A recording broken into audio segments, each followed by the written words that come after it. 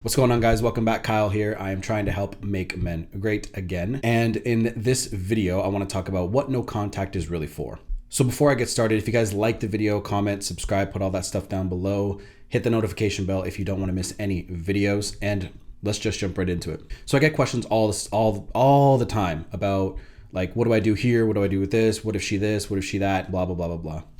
And when people ask me no contact questions, like, what should I focus on? Should I do no contact for 30 days? Blah, blah, blah, blah, blah. What you guys have to completely understand is no contact isn't for them. It's not for anyone else.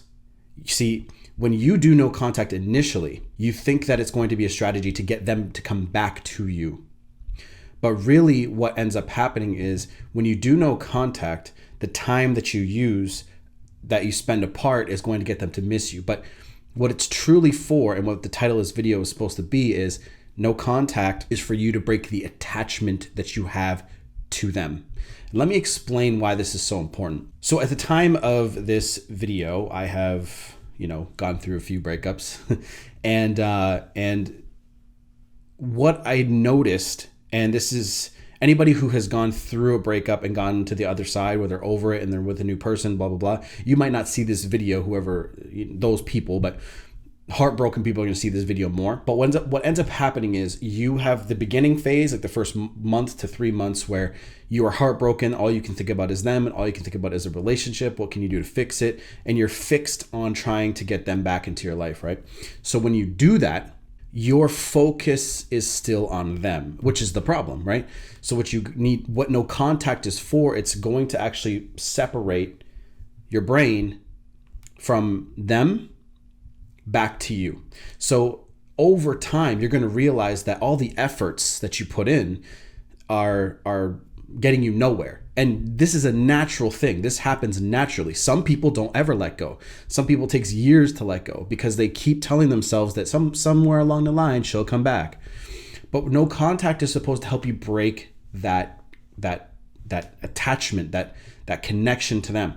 And what the true cool thing about it is when you get to a certain point, when you actually do let go, it's almost like the universe, God, whatever, severs this bond, right? And they feel it.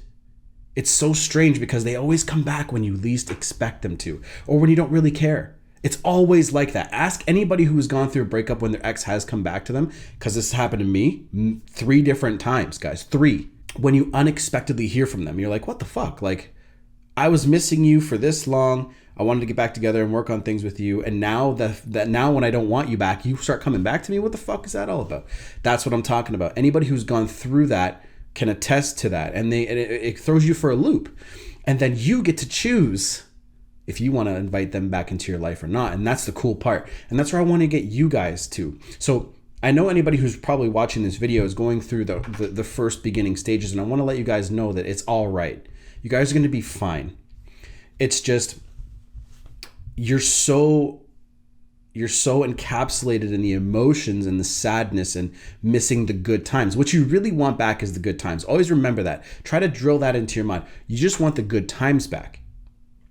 And the good times are so good that, you're attached to those memories. You're attached to trying to make new or more memories. What I want you guys to also understand is this is how time heals the wound, right? Because time will help you separate the attachment that you had to that person.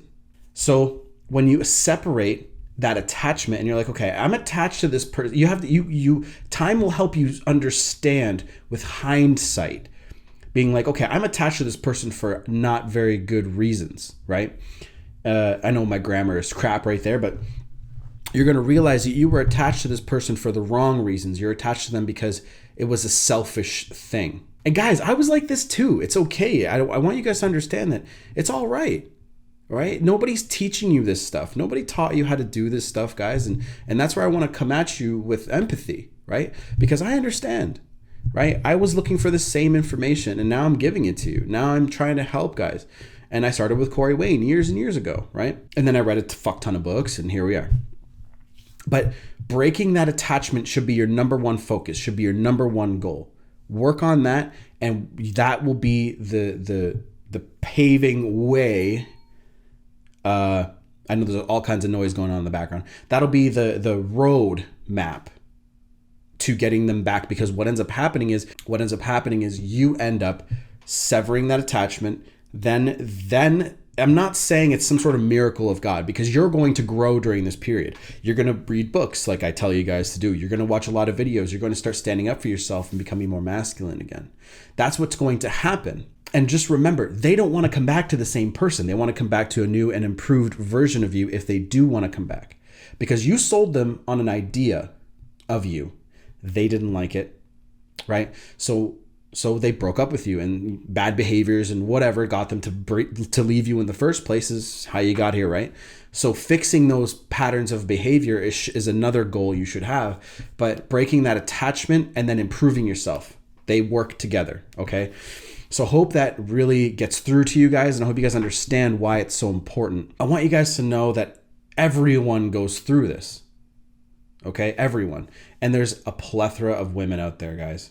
There's so many of them, you couldn't date them all. When you work on your self-improvement game every day, when you make that a focus every single day, it becomes part of you to do it. It becomes part of you to read, put away the Netflix, put away all that stuff, and start focusing on becoming a better version of you. Discipline Equals Freedom. It's a book that I have right in front of me by Jocko Willink. Pick that book up. You'll start getting into the habit of trying to become better every single day. At first, you'll see it as a chore. Then you'll see it as the freedom that he says, right? And guys, look, there's nothing different between you and me. I'm a regular dude. All I did was make some different decisions. And maybe I'll go into another video about that in the future. But anyway, I love you guys. Take it easy. Check the description for the Tactical Soap Company channel sponsor. I don't really care about that. All I care about is helping you guys, okay? That's all I care about. Bond is my favorite, though. And go crush it. Get on your self-improvement game and make it happen, okay? No contact is to break that attachment. Understanding that attachment, recognizing it is the most important thing you could do. Done.